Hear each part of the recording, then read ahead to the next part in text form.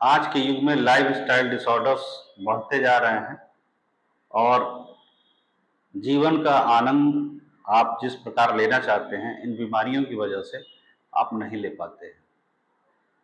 Common सी एक disease है जो हर घर में इसके रोगी आपको मिलेंगे, जिसको डायबिटीज, मधुमेह या आयुर्वेद में इसमें प्रमेह के रूप में जाना जाता है। दोस्तों, सामान्य रूप से मनुष्य के जीवन में या समाज में या हर परिवार में तमाम लोग बीमार होते हैं और बहुत सी बीमारियां हैं, लेकिन कुछ ऐसी बीमारियां होती हैं जिन्हें बीमारियों का जनक बताया जाता है, अर्थात ऐसी बीमारियां जो लाइलाज होती हैं और जिनके होने से आपके शरीर में तमाम बीमारियों की उत्पत्ति होने की संभावना बढ़ जाती है और जिनको लाइफ स्टाइल डिसऑर्डर्स भी कहा जाता है, जो जीवन भर आपको औषधि खानी पड़ती है। तमाम समस्याएं उसके वजह से आपके शरीर में व्याप्त हो जाता है।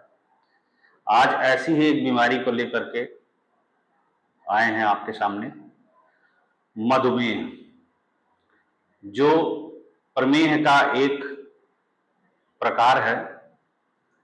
तो आज के वीडियो में हम जानेंगे कि प्रमेह कितने प्रकार के होते हैं और आयुर्वेद शास्त्र में प्रमेह को किस तरीके से बताया गया है और मधुमेह किस तरह का प्रमेह है, इसकी चिकित्सा क्या संभव है, क्या जीवन भर आपको मेडिसिन लेना पड़ेगा, क्या आप इस बीमारी से निजात पा सकते हैं। तो आज की इस वीडियो में जानेंगे, तो आप वीडियो में बने रहें और चैनल को लाइक, सब्सक्राइब और शेयर भी करते रहें। दोस्तों नमस्कार दोस्तों, मैं डॉक्टर दिव्यानंद गुप्ता आपके अपने चैनल रीडियम आयुर्वेदा पे आपका स्वागत करता हूं।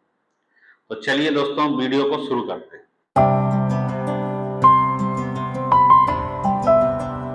दोस्तों, अधिक मात्रा में विकार युक्त मूत्र का शरीर से निकलना ही प्रमेह कहलाता है। आयुर्वेद शास्त्र के अनुसार वात, पित्त, कफ के आधार पे 20 प्रकार के प्रमेह बताए गए हैं, जिसमें कफज प्रमेह 10 प्रकार के, पित्तज प्रमेह 6 प्रकार के और वातज प्रमेह 4 प्रकार के बताए गए हैं।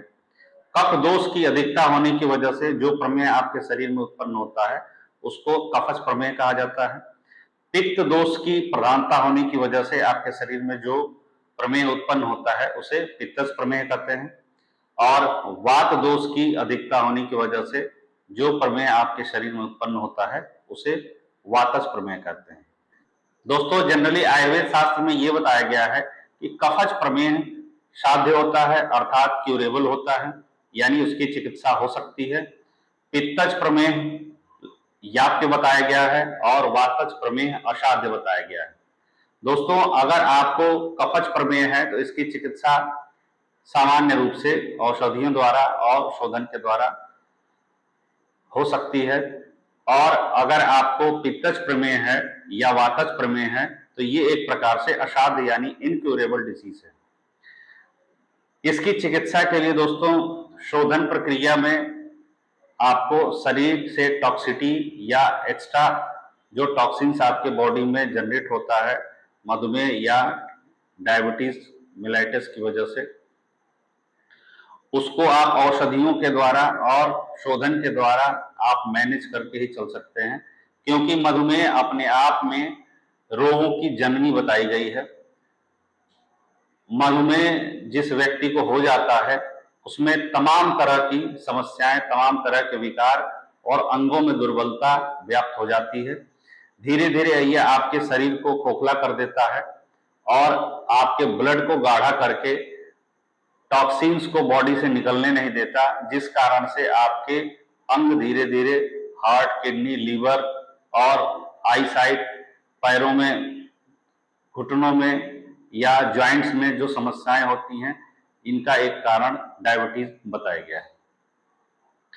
दोस्तों, आज के आधुनिक युग में इसका होने का जो सबसे बड़ा कारण बताया गया है कि आरामदायक जिंदगी अगर आपकी है, या अत्यधिक दही का सेवन करते हैं, या अत्यधिक दूध का सेवन करते हैं, या दूध से बनी हुई सामग्रियों का अत्यधिक सेवन करते हैं, या आपकी पाचन क्रिया सुचारू रूप से सही नहीं है तो भी आपको मधुमेह होने के चांस बढ़ जाते हैं।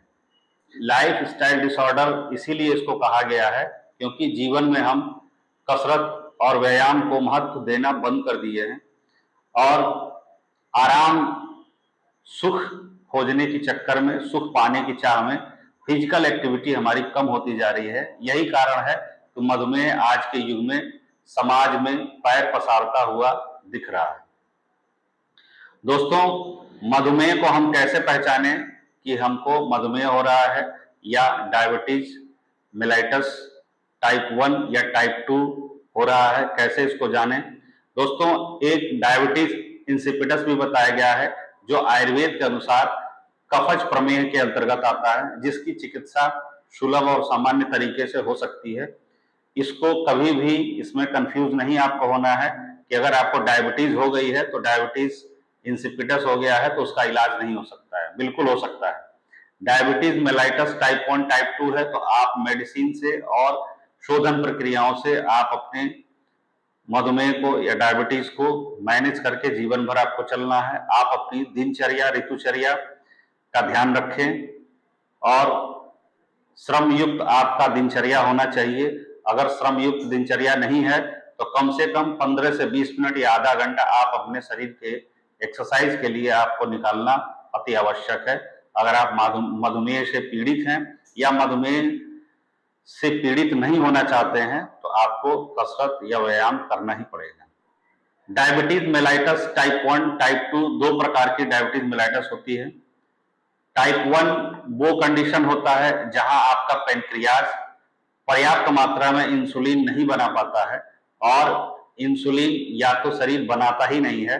उस कंडीशन में आपको इंसुलिन पे ही डिपेंड होना पड़ता है, जिसको इंसुलिन डिपेंडेंट डायबिटीज कहते हैं, जो टाइप 1 के अंतर्गत आता है, diabetes mellitus type 1। Diabetes mellitus type 2 वो कंडीशन होती है जिसमें आपका शरीर पर्याप्त रूप से मेटाबॉलिक सिस्टम आपका सपोर्ट नहीं कर पाता है, जिसमें आपका शरीर ग्लूकोज लेवल मैनेज नहीं कर पाता है, जिसके वजह से आपके रक्त में, ब्लड में ग्लूकोज की मात्रा अत्यधिक हो जाती है। उस कंडीशन को डायबिटीज मेलाइटस टाइप 2 कहते हैं। इसमें शोधन प्रक्रिया का बहुत ही उत्तम प्रयोग बताया गया है और बहुत ही लाभ मिलता है। दोस्तों, एक डायबिटीज की कंडीशन वो भी बताई जाती है जिसको गैस्ट्रेशनल डायबिटीज कहते हैं। गैस्ट्रेशनल डायबिटीज वो कंडीशन होती है जब प्रेग्नेंट लेडीज की डायबिटीज डायग्नोस होती है, जब प्रेगनेंसी कंसीव हो जाता है या गर्भधारण के बाद अगर आपका रूटीन चेकअप में डायबिटीज डायग्नोसिस होती है तो उस कंडीशन को गैस्ट्रेशनल डायबिटीज कहते हैं। कभी कभी प्रेगनेंसी के बाद यह क्योर हो जाता है, कभी कभी कंडीशन ऐसी होती है कि गैस्ट्रेशनल डायबिटीज आपका डायबिटीज मेलाइटस टाइप 2 में कन्वर्ट हो जाता है। तो इसके लिए आप अपने चिकित्सक से एक बार राय जरूर लें। दोस्तों, आयुर्वेद शास्त्र में डायबिटीज या मधुमेह की चिकित्सा जो बताई गई है या प्रमेह की जो उत्तम चिकित्सा बताई गई है उसका सर्वप्रथम शोधन में बताया गया है। लंघन शोधन प्रक्रिया में विरेचन या वमन बताया गया है। दोस्तों, डायबिटीज में जनरली दो तरह के पेशेंट होते हैं, शारीरिक रूप से दो तरह के पेशेंट होते हैं। एक कृश होते हैं और एक स्थूल शरीर के होते हैं। स्थूल अर्थात बहुत हैवी बॉडी वेट होता है। जो कृश अर्थात दुबले पतले और बिल्कुल हल्के फुल्के शरीर वाले व्यक्ति होते हैं। दोस्तों, आयुर्वेद शास्त्र में दोनों की चिकित्सा अलग बताई गई है। अगर स्थूलकाय शरीर वाला मधुमेह रोगी है, डायबिटीज है उनको, तो उसकी चिकित्सा लंघन, विरेचन और वमन इत्यादि कर्मों से कराया जाता है। और अगर कृश व्यक्ति है तो उसको वृंघण अर्थात पोषण चिकित्सा दी जाती है। दोस्तों, शोधन में बस्ती कर्म में वृंघण बस्ती दी जाती है, जिससे मधुमेह रोगी बलवान होते हैं और जो उनकी शारीरिक दुर्बलता महसूस होती है उसमें काफी लाभ मिलता है।